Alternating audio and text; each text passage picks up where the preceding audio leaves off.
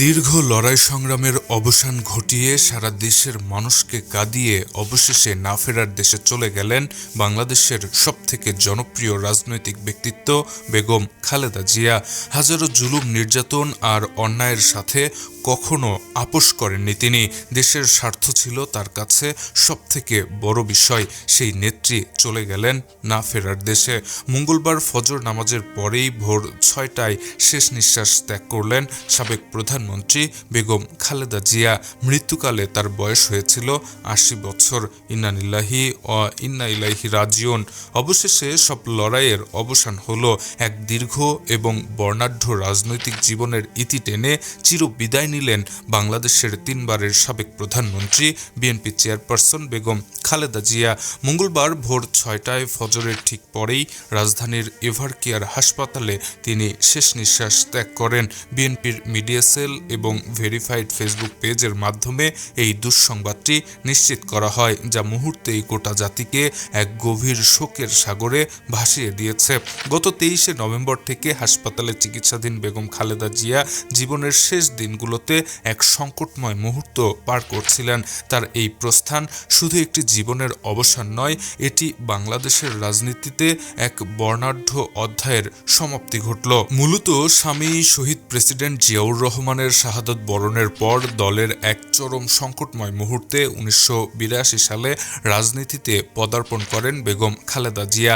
৮০-র দশকে তৎকালীন স্বৈরশাসক এইচ.এম. এরশাদের বিরুদ্ধে গণতন্ত্র পুনরুদ্ধারের আন্দোলনে তিনি হয়ে ওঠেন এক অবিসংবাদিত নেত্রী। তার আপোষহীন সংগ্রামের কারণেই তিনি অর্জন করেন আপোষহীন নেত্রীর খেতাব। সেই দীর্ঘ লড়াইয়ের ফসল হিসেবে ১৯৯১ সালের এক অবাধ ও সুষ্ঠু নির্বাচনে জয়লাভ করে তিনি শুধু প্রধানমন্ত্রী হননি, হয়েছিলেন বাংলাদেশের ইতিহাসে প্রথম নারী প্রধানমন্ত্রী। তার হাত ধরেই দেশে পুনঃপ্রতিষ্ঠিত হয় সংসদীয় গণতন্ত্র এবং শিক্ষা খাতে আসে বৈপ্লবিক পরিবর্তন, যার মধ্যে মেয়েদের জন্য বিনামূল্যে শিক্ষা এবং উপবৃত্তি কর্মসূচি ছিল অন্যতম।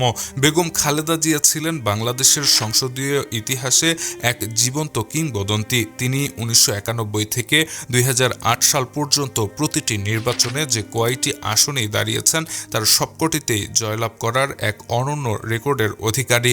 ২০১১ সালে গণতন্ত্রের প্রতি তার অবদানের জন্য যুক্তরাষ্ট্রের নিউ জার্সি স্টেট সিনেট তাকে গণতন্ত্রের যোদ্ধা উপাধিতে ভূষিত করে।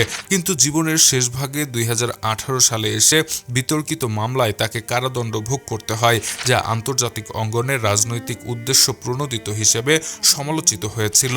সবশেষ ২০২৪ সালের গণ অভ্যুত্থানের পর একে একে সব মামলা থেকে খালাস পেলেও ভাগ্যের নির্মম পরিহাসে তিনি আর সম্পূর্ণ সুস্থ হয়ে উঠতে পারেননি।